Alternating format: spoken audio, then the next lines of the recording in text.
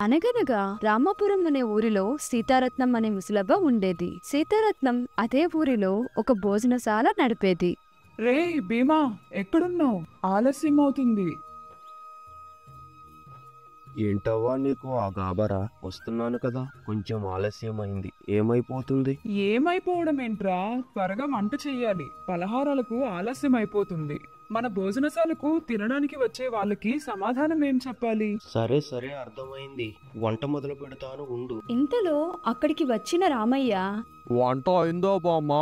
కొంచెం సేపు ఆగు నాయనా, వంట అయిపోగానే వడ్డిస్తాను. ఏమీ అనుకోవద్దు, ఈరోజు కొంచెం ఆలస్యం అయింది. పర్లేదులే అవ్వా, సమయం తీసుకో, తొందర ఏం లేదు.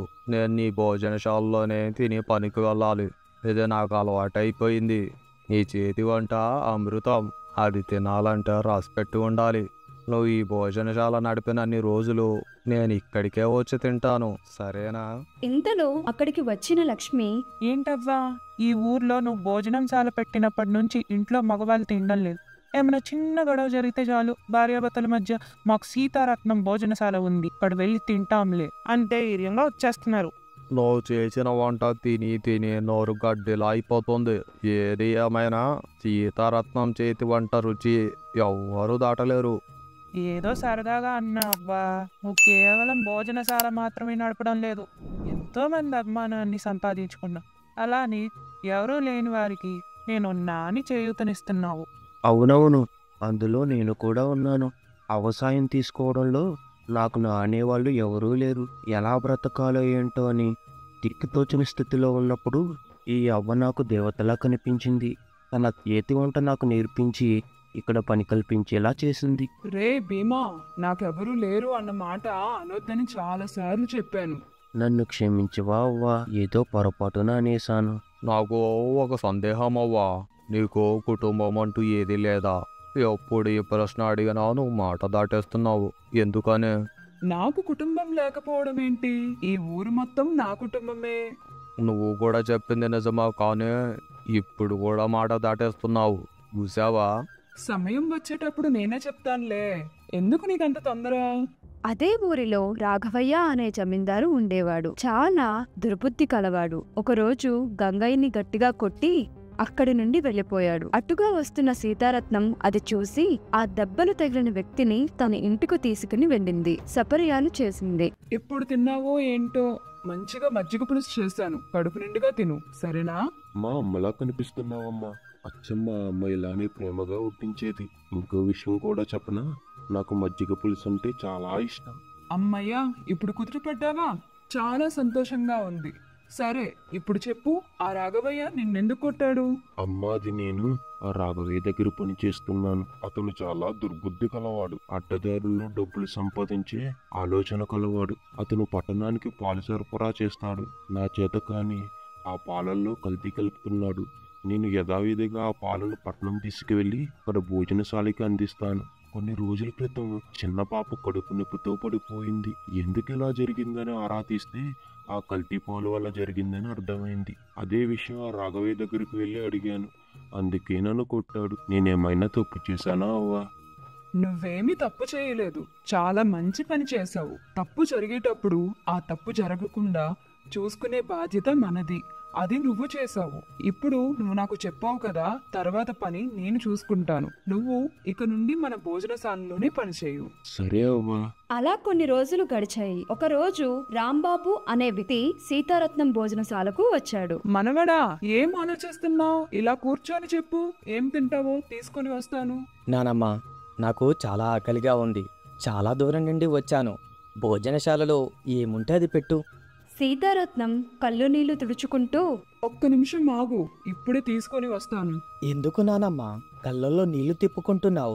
మొదటిసారి నువ్వు నానమ్మ అని పిలిస్తే చాలా సంతోషంగా ఉంది. ఈ ఊరిలో అందరూ నన్ను అవ్వ అవ్వ అని పిలుస్తారు, కానీ నీ పిలుపు మాత్రం చాలా కొత్తగా ఉంది. కొన్ని రోజులు ఇక్కడే ఉండొచ్చు కదా? ఈ ఊరిలో నాకు కొంచెం పని ఉంది, ఇక్కడే ఉంటానులే పని అయిపోయేంత వరకు. అంతవరకు ఈ భోజనశాలలోనే పని చేస్తాను, ఏమంటావు? సరే మనవడా, నీ ఇష్టం. కొన్ని రోజులు గడిచాయి. అదే ఊరిలో స్వార్థపరుడైన రాఘవయ్య కొత్త భోజనశాల ఏర్పాటు చేశాడు. ఏంటి రాంబాబు అలా కూర్చున్నావు, ఏదో ఆలోచిస్తూ? ఆ రాఘవయ్య కొత్తగా భోజనశాల ఏర్పాటు చేశాడు. రకరకాల వంటలు వడ్డిస్తున్నాడంట. అందరూ అక్కడికి వెళ్లి తింటున్నారు. మరి నీ పరిస్థితి ఏంటి నానమ్మ? నేను కూడా అదే ఆలోచిస్తున్నాను, ఏం చెయ్యాలా అని. సరే, ఒక పని చేద్దాం. మనం కూడా కొత్త వంటలు ప్రయత్నిద్దాం. అది కూడా ఆరోగ్యకరమైనది. ఏమంటావు నానమ్మా? నీ ఆలోచన చాలా బాగుంది బాబు. మన భోజనశాలలో ప్రత్యేకమైన వంటలు దొరుకుతాయని గోడ మీద రాసి పెడదాం. నాకైతే చదువు రాదు, నీకు వచ్చు కదా. అదంతా నేను చూసుకుంటాను. సీతారత్నం భోజనశాల గోడపై ఇక్కడ పలహారం చద్దన్నం ఉంటుంది. దీనివల్ల ప్రయోజనం ఏంటో తెలుసా? చద్దన్నం చేసే మేలు వంటికి ఇంకా ఏ వంటకం చేయదు. అంత ఆరోగ్యం ఈ సీతారత్నం భోజనశాలలో దొరికే చద్దన్నం. భోజనశాలకు వచ్చిన రామయ్య, రుచి అమోఘంగా ఉంది. ఎంత రుచికరమైన వంటను తిని ఎన్ని రోజులైందో. అవునవ్వా, నీకు నా మీద కోపం లేదా? నీ భోజనశాలకు రాకుండా ఆ రాఘవయ్య భోజనశాలకు వెళ్తున్నానని. నాకెందుకు కోపం? ఎవరికి నచ్చినట్టు వాళ్ళు ఉండాలి. మీ అభిప్రాయాన్ని నేను అడ్డు చెప్పను, కానీ నేను వండే వంట నాణ్యమైనది అని మాత్రం చెప్పగలను. ఒకరోజు రాఘవయ్య తన గుమస్తా రాజుతో ఇలా అంటున్నాడు. అయినా మన భోజనశాలకు మనసులు రావడమే మానేశారు. ఏముందయ్యా, ఆ సీతారత్నం చేసే వంటలు అందరికి చాలా నచ్చుతున్నాయి. ముఖ్యంగా ఆరోగ్యకరమైన వంటలు వండుతుంది. ఆ భోజనశాలలో అంత ప్రత్యేకత ఏంటి? అక్కడ దొరికేవన్నీ కల్తీ లేకుండా తయారయ్యేవి. అంటే నేను కల్తీ చేస్తున్నాననా అర్థం? అయ్యో, నేనెక్కడ అన్నానయ్యా, అలా మీరే అంటున్నారు. సరే, ఒకసారి సీతారత్నం భోజనశాలకు వెళ్ళి అక్కడ వంటకాలు చూసి వద్దాం. అక్కడ వంట తిని నా వంట కన్నా ఇంటి ప్రత్యేకతని తెలుసుకోవాలి. అలా రాఘవయ్య సీతారత్నం భోజనశాలకు వెళ్ళాడు. రా బాబు, ఏం కావాలి, ఏం తింటావు? నీ భోజనశాలలో ఏది ప్రత్యేకమో అదే పెట్టు. కొండలో మరిగించి కమ్మని పాలతో చేసిన మజ్జిగ తీసుకొస్తాను, అది ముందు తాగు. సరే, తీసుకొనిరా. సీతారత్నం తీసుకుని వచ్చిన మజ్జిగను రాఘవయ్య తాగి, ఏంటి రాజు, ఇంత కమ్మగా ఉన్నాయి? మీకు ముందే చెప్పింది కదయ్యా, కుండలో మరిగించిన పాలతో చేసిన మజ్జిగంట. ఏమో అనుకున్నానవ్వా, నీ భోజనశాలలో భోజనం చాలా బాగుంది. ముఖ్యంగా నువ్వు ఇచ్చిన మజ్జిగ ఇంకా బాగుంది. మజ్జిగ ఎందుకు బాగుండదో చెప్పు.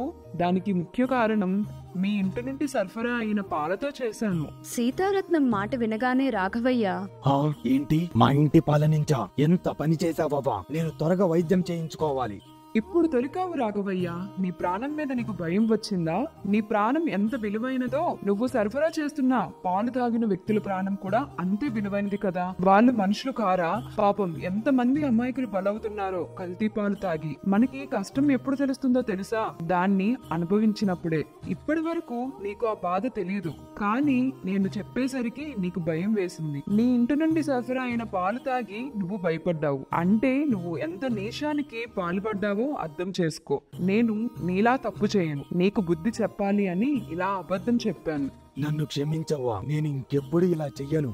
నీ మార్పు నాకు చాలా ఆనందంగా ఉంది. అలా కొన్ని రోజులు గడిచాయి. ఒకరోజు రాంబాబు సీతారత్నంతో ఇలా అంటున్నాడు. నానమ్మ, ఒకసారి అటు చూడు. బాబు శ్రీను, బాగున్నావా?